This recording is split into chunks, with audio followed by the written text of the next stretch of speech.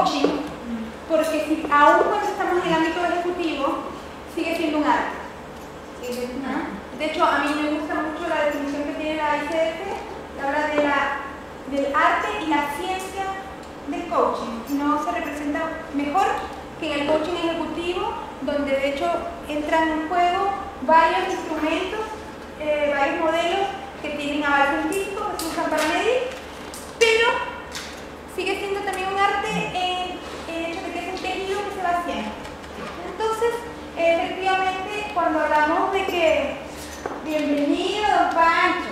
Yo quería escuchar violita. Tú nunca puedes ver violita. Violita no está por allá atrás. Aquí el tema es el foco. ¿Cuál es el gran foco? El foco de la organización, ¿no? Y por eso tomamos tanto cuidado para definir las metas, para definir los objetivos, ¿no?, a los que queremos llegar, y por eso no se hace en partnership. Claro. Y la idea es que los objetivos personales o individuales del ejecutivo estén también alineados con el objetivo mayor de la organización. Para que eso suceda muchas veces, o en la búsqueda de ese objetivo mayor, hay ciertos obstáculos que esa persona va a tener o va a enfrentar, que pueden ser de índole personal, efectivamente, y por lo tanto uno entra a ello. Lo que no podemos hacer es perder la brújula y entrar a irnos a hacer coaching personal y quedarnos en esa, porque no es eso lo que hemos acordado. Y una acotación con este respecto es también el saber dónde están los límites del coach, ¿ya? Los límites del coach en varios sentidos, no solamente en el sentido de que a lo mejor yo encuentro algo que esta persona necesita, otra cosa que no se coaching, ¿no? Que no está dentro de aquello que yo puedo ofrecer, a no ser que pueda que sea un coach psicólogo. Pero ¿saben qué? Ni siquiera ahí, porque ahí se tiene que replantear el acuerdo desde el principio, ¿no? Y a veces también hay una cosa en el coaching ejecutivo que yo la recomiendo para el coaching en general, pero el coaching ejecutivo particularmente por el perfil que siempre estamos cuidando como coaching ejecutivo en talento. Muchas veces nosotros sabemos que los coaches necesitan o podrían beneficiarse de herramientas que nosotros no manejamos. Digamos que a lo mejor yo veo que le haría muy bien trabajar cuerpo a ese coaching, ¿no? Y puede que yo tenga algunas distinciones para hacer coaching corporal y pueda ir a buscar ciertos ejercicios, y eso siempre lo pondría en mi repertorio, ¿cierto? Pero a lo mejor yo no soy muy diestro en eso, o no es mi especialidad. Parte del profesionalismo que tenemos como coaches es realmente sugerir aquello que a lo mejor otro coach podría hacerlo o lo podría hacer otra persona, sin miedo a que pensemos que eso, en vez, hay dos miradas, hay una que es muy desde la escasez, que es, ay no, porque me voy a perder el cliente, ¿cierto? Entonces, y a lo mejor le gusta la cuestión de coach para mí, y cómo le voy a pasar a mi cliente este otro, no, por otro lado.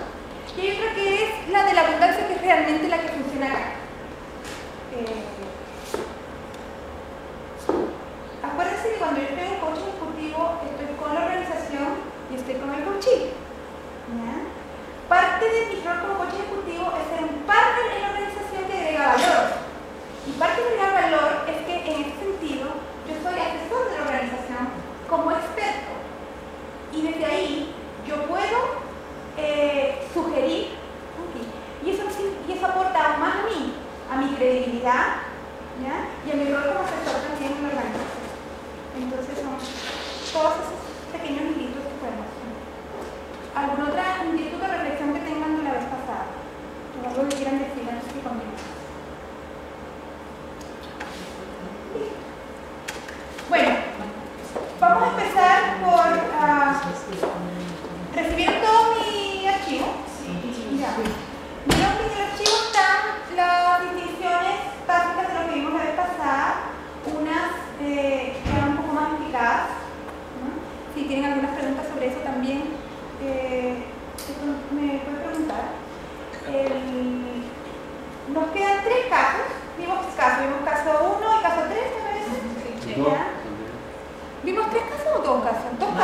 que Dos no. y dos. Tres. ¿Quiénes son los grupos que faltan? Siempre hay representantes de todos los grupos que faltan. ¿Cierto? Sí. Perfecto. Entonces, veámoslo y vamos a ver qué agarramos de allí pero llegó rapidito. No, a la hora que dijo llegó. Bienvenido, Alberto.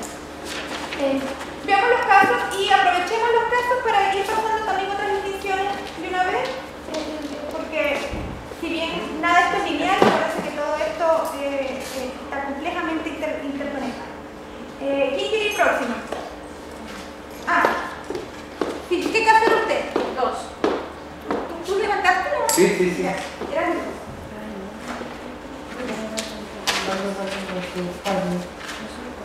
Ok, el caso para que lo pongamos, lo voy a leer por cosas. El caso 2 era, ¿se lee? ¿Está por acá? ¿Cómo está? ¿Está bien? Ya. Pero es que yo no Sí, me ya lo vi ahora. El 2, perdón. Perfecto. Sí, este es el caso número 2 de una empresa productora de fertilizantes y productos químicos. El pedido viene del BP de la unidad, que yo les había contado, es una persona que pasó por un proceso de coaching hace unos años ya anteriormente, y entonces es muy fan del coaching, y el coaching que tú lo tuvo hace muchos años. Entonces, una persona que cuando habla de coaching, a mí la impresión que me daba era que había pasado por y él sabía lo que tenía mal, lo había arreglado en ese entonces y lo habían preparado hace unos años y él ahora coaching para el bueno. Y el asociador es el VP y recursos humanos. Aquí lo que había pasado era que esta unidad se había modificado, se cambió la estructura y eso creó bastante malestar a los niveles de supervisores y operarios. Entonces, esto es lo que me cuentan a mí, la historia que cuentan los oficiadores. Desconfianza y malestar. Y ellos lo leían como miedo al cambio.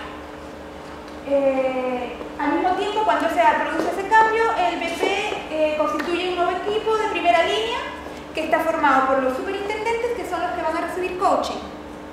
Esos superintendentes son los jefes de los supervisores. Y al mismo tiempo que se hace eso, se hace un plan, se hace un programa de liderazgo para los supervisores, que son los que le responden a ellos. Entonces, esta es nuestra situación. Cuéntenme. ¿Tenemos las preguntas?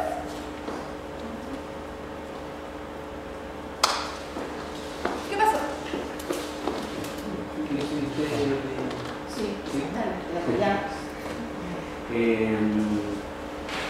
Vamos con la primera pregunta. ¿Qué más necesitaría mirar, saber, preguntar para hacer el diagnóstico?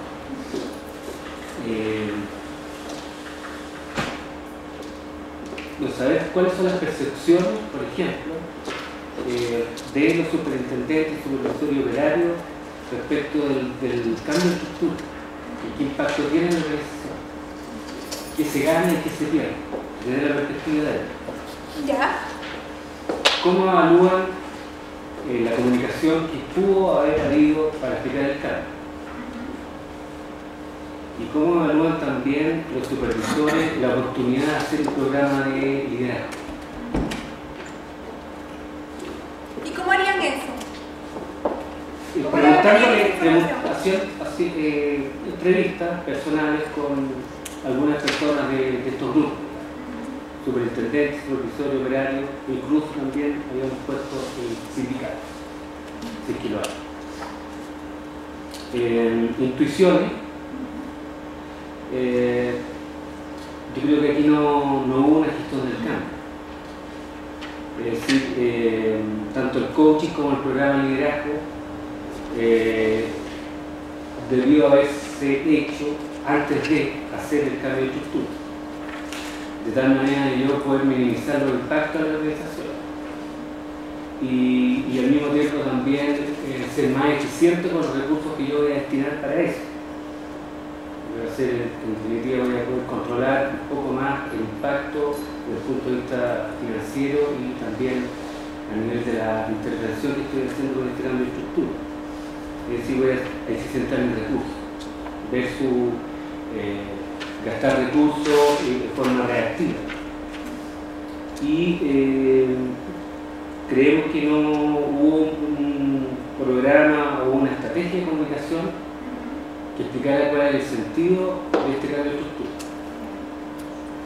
Pedidos para los auspiciadores que nos expliquen cuáles son las razones de esta nueva estructura y los impactos de la organización, específicamente, bueno, en este caso el BP y recursos humanos, cómo se alinea el programa de liderazgo con el programa de coaching, cuáles son las competencias que en ambos casos pueden estar tocando.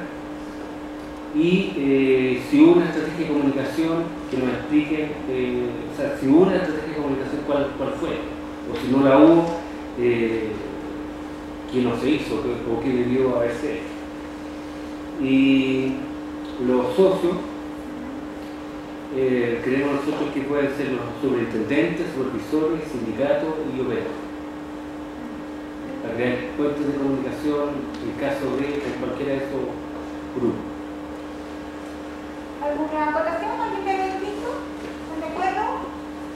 En términos de orden, sí, yo habría puesto, creo que lo que comenzamos la verdad que no recuerdo muy bien, que el pedido a los auspiciadores estaría en primer lugar, de entender, digamos, razones de la nueva estructura, y esto al otro de los patrocinadores que es el gerente de recursos humanos, cuál es el sentido, propósito, para qué, y posteriormente, dependiendo de eso, todo, en términos de secuencia. ¿Alguien está echando de menos algo? Hola. ¿Por qué se le hace coaching a los superintendentes cuando se dice que los supervisores son los que hay un ambiente de confianza? Bueno, pues a lo mejor tenemos una pregunta, ¿no? Bueno. Sí, otra pregunta que la hicimos el otro día, pero ahora no aparece, que a propósito de que este personaje hace un cambio en la primera línea. ¿Ese cambio tiene que ver con que lo implementa o cambia de equipo? No está muy claro qué había pasado en el otro superintendente. No, o sea, falta más información allí. Bueno, la verdad es que cuando entramos en un contexto organizacional hay tanto que ver y hay tantas posibles redes, tantas posibles funciones que podríamos levantar todo tipo de información. De hecho, podríamos levantar esa y más y preguntar aquí. Y la capacidad de discriminar es muy importante. Y a mí, por ejemplo, me parece mucho, y se los había dicho la vez pasada, siempre el para qué. El para qué, el para qué, el para qué. Porque efectivamente y finalmente nunca vamos a llegar a comprender exactamente por qué suceden las cosas que suceden, porque los para qué son infinitos. Pero ¿para qué me sirve? Por eso hay que tener claridad al servicio de quién está, quién es el coaching, porque todas esas preguntas están muy bien, nos sirven de contexto. Pero ¿y quiénes son los coaches? Le hace falta más preguntas que tengan que ver con los superintendentes. Porque los superintendentes, bueno, no me acuerdo, por eso que yo les hablo porque tengo conocimiento de causa, porque al final de cuentas, entonces tengo una mirada distinta. Los superintendentes son como el jamón de chancho. Es como los gerentes de Movistar. Los superintendentes son los miembros del equipo de primera línea, ¿ya? Y son a los que responden esos supervisores. Por lo tanto,